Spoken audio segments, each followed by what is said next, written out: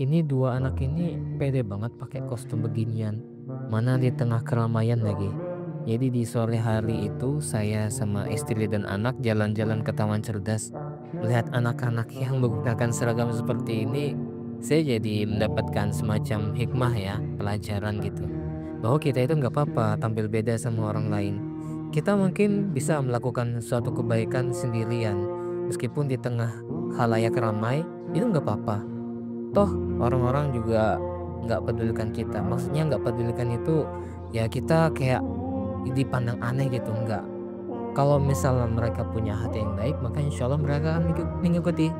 Jadi, apa ya, orang-orang itu nggak mikirin kita itu jelek, tapi mikirin bagaimana kita itu melakukan hal yang kebaikan.